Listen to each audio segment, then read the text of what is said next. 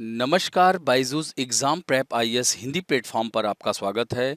दोस्तों, आज हम लोग 6 जून 2023 के दैनिक क्विज की चर्चा करेंगे, जो कि विभिन्न समाचार पत्रों जैसे Indian Express, the Hindu, PIB इन सभी से लिया गया है और इन्हीं खबरों पर आधारित इन प्रश्नों को बनाया गया है, जो कि आपके आगामी 2024 की प्रारंभिक परीक्षा के लिए लाभदायक सिद्ध हो सकता है। तो आइए पहले प्रश्न की ओर चलते हैं।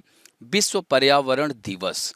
दोस्तों, 1972 में विश्व पर्यावरण दिवस पर एक तरह से देखा जाए तो उसकी स्थापना 1972 में हुई थी और दोस्तों यह 5 जून 1972 को विश्व के देश इकट्ठा हुए थे पर्यावरण से संबंधित विषय पर।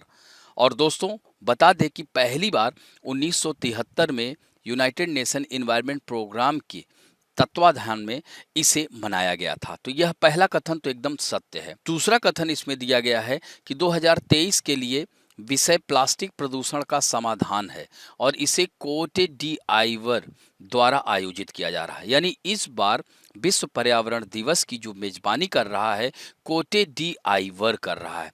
यह जो है 1973 से लगातार अलग अलग देशों के द्वारा इसकी मेजबानी की जाती रही है। तो दोस्तों यह दूसरा कथन भी एकदम सत्य है।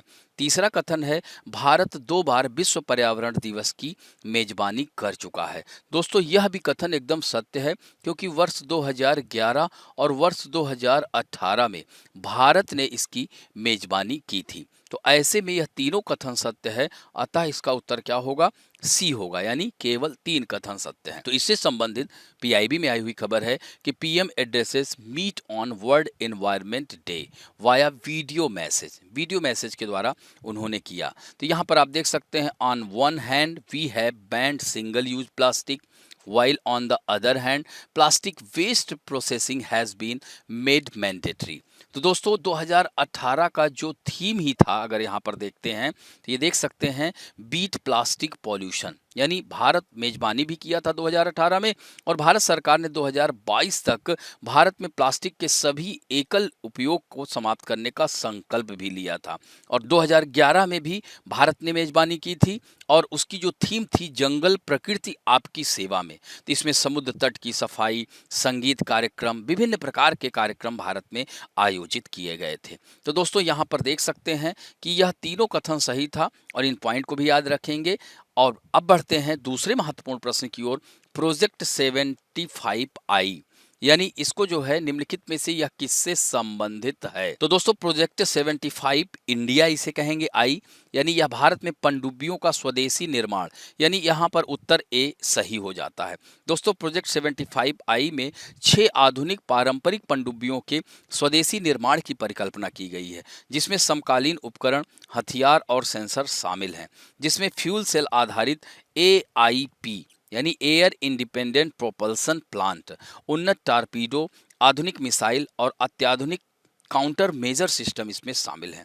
दोस्तों 30 साल पहले यानी कारगिल युद्ध के समय भारतीय सरकार ने 30 साल की पनडुब्बी निर्माण योजना को मंजूरी दी थी। इसमें 2030 तक स्वदेशी रूप से 24 पनडुब्बियों का निर्माण शामिल था।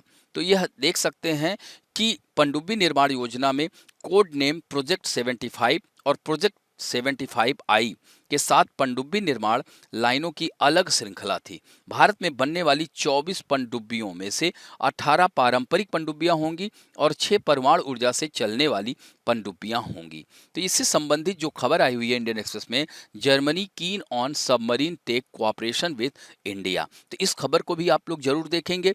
अब बढ़ते हैं तीसरे महत्वपूर्ण प्रश्न की ओर। भारत अफ्रीका फोरम समिट के संबंध में निम्नलिखित कथनों में से कितने सत्य हैं? तो दोस्तों यहाँ पर आप देख सकते हैं यह पहली बार वर्ष 2008 में आयोजित किया गया था। यह कथन एकदम सत्य है और दोस्तों यह नई दिल्ली में आयोजित किया गया था। तो इस तरह का यह पहला शिखर सम्मेलन था जो कि अप्रैल 2008 में, यह 4 अप्रैल से 8 अप्रैल तक नई दिल्ली में आयोजित किया गया था। तो इसमें जो है भारत और अफ्रीकी संघ द्वारा चुने गए अफ्रीका के 14 देश के राष्ट्राध्यक्षों और सरकार के बीच की यह पहली बैठक थी। लीबिया और मिस्र, जो कि अफ्रीका महाद्वीप के देश हैं, राष्ट्राध्यक्ष इसमें वहां के शामिल नहीं हुए थे। दोस्तों, दूसरा जो शिखर सम्मेलन वर्ष 2011 में आयोजित किया गया था, यह इथोपिया की राजधानी आदिस अबाबा में, जिसमें भारत और 15 अफ्रीकी देशों ने भाग लिया था बांजुल फ्रेमवर्क के तहत। तो दोस्तों, पहला कथन सही है। दूसरा है, तीसरे शिखर सम्मेलन में राष्ट्राध्यक्षों को आमंत्रित करने के बांजुल फ्रेमवर्क को समाप्त कर दिया गया था। यह एकदम सही है, क्योंकि तीसरा शिखर सम्मेलन भी भारत में आयोजित किया गया था वर्ष 2015 में और इसमें 54 देश भाग लिए थे। तो ऐसे में बांजुल फ्रेमवर्क को खत्म कर दिया गया था। और दोस्तों, इसके बाद यह हर 3 साल पर यह आयोजित किया जाता है। आप देख सकते हैं 8 के बाद 11, 11 के बाद 15, लेकिन कोरोना के कारण, पैंडेमिक के कारण यह जो है टल गया था और अफ्रीका महाद्वीप में यह जो होना था, अफ्रीका महाद्वीप में यह होना था, लेकिन यह नहीं हो पाया। लेकिन दोस्तों, इससे संबंधित जो खबर आई हुई है इंडियन एक्सप्रेस में कि इट्स टाइम फॉर अफ्रीका, यानी 4th India Africa forum summit should be held during India G20 presidency, यानी G20 प्रेसिडेंसी के तहत जो है आयोजित किया जाना है और किया जा सकता है। तो ऐसे में जो चौथा शिखर सम्मेलन 2023 में अफ्रीका में आयोजित किया जाना है, ये कथन असत्य हो जाता है। यह अभी तक कोई इसकी अपडेट नहीं आई थी। तो ऐसे में यह भारत में ही आयोजित होगा। तो पहला और दूसरा कथन सही, अतः केवल 2 कथन सही है। इससे संबंधित यहाँ पर आप देख सकते हैं कि बांजुल फ्रेमवर्क के तहत अफ्रीका महाद्वीप के देशों में किया जा सकता है।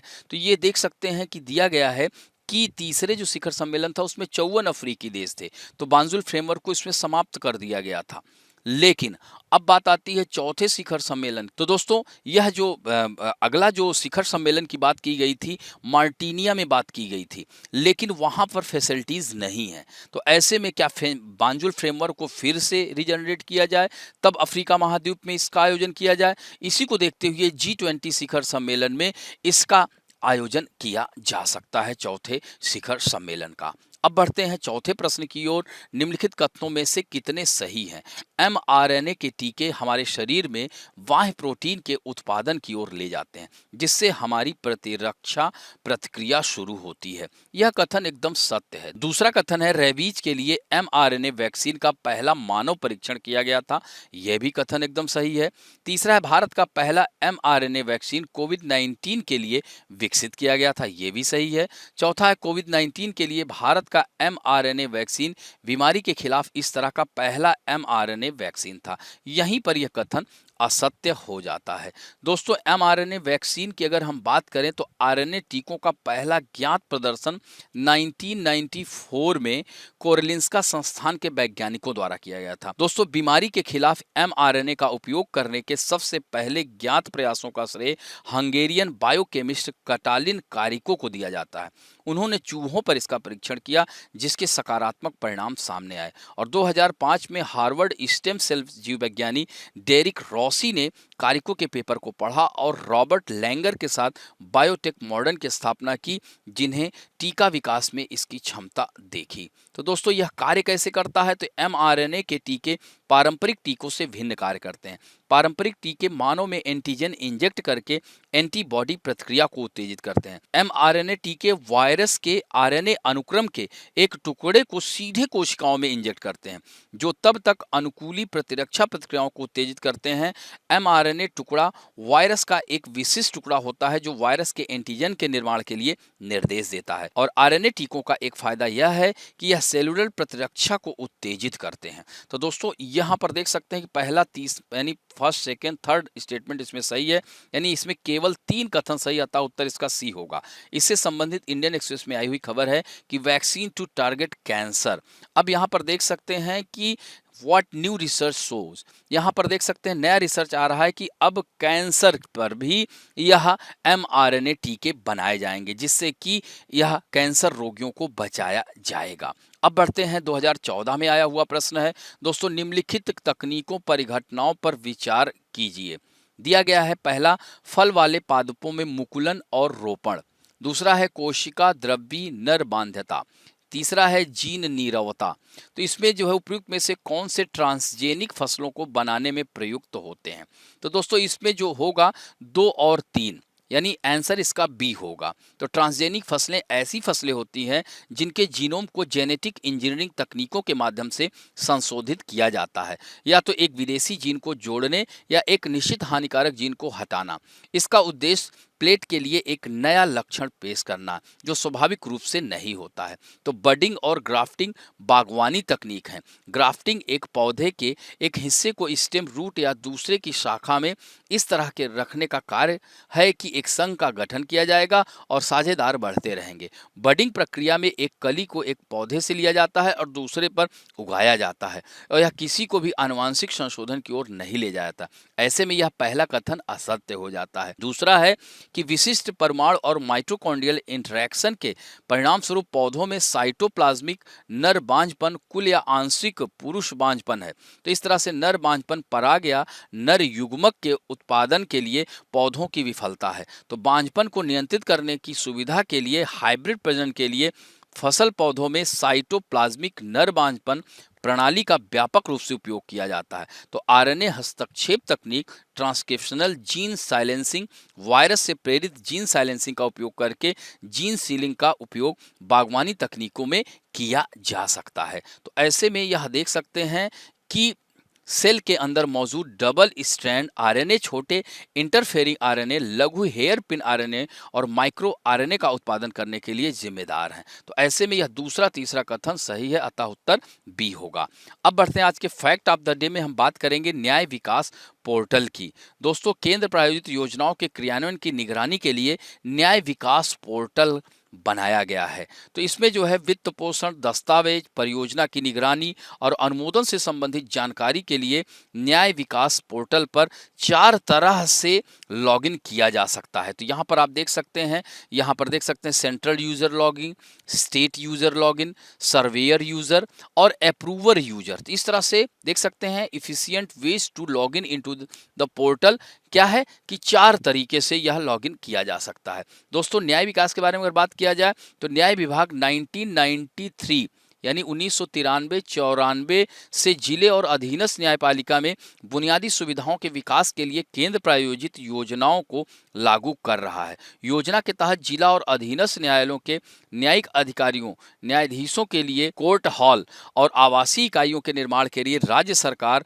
और यूनियन टेरिटरी प्रशासन को केंद्र से सहायता प्रदान की जाती है। दोस्तों, योजना के तहत पूर्वोत्तर और हिमालयी राज्यों को छोड़कर अन्य राज्यों के लिए केंद्र और राज्य के बीच जो फंड की साझेदारी का पैटर्न है वह 60-40 का रेशियो है। पूर्वोत्तर और हिमालयी राज्यों के लिए फंड जो है 90:10 का रेशियो है। 90% केंद्र, 10% वह हिमालयी राज्य, और केंद्र शासित प्रदेशों के लिए 100% केंद्र की सहायता रहती है। तो इस योजना के क्रियान्वयन की निगरानी के लिए ही यह पोर्टल तैयार किया गया है। तो इस तरह से यहाँ पर इस पॉइंट है, इन्हें आप लोग जरूर देखिएगा। अब दोस्तों, आज के लिए आप लोगों के लिए पहला प्रश्न है कि अफ्रीका महाद्वीप में कुल कितने देश हैं, यह आपको बताना है। दूसरा महत्वपूर्ण प्रश्न है कि विश्व पर्यावरण दिवस की मेजबानी सबसे अधिक किस एशियाई देश ने की है। तो इस तरह से इन दोनों प्रश्नों के उत्तर आप लोग जरूर दीजिएगा। आशा करता हूं कि आज का वीडियो आप लोगों को अच्छा लगेगा, और यदि अच्छा लगे तो प्लीज लाइक, शेयर, सब्सक्राइब और बेल आइकन दबाना ना भूलें। धन्यवाद।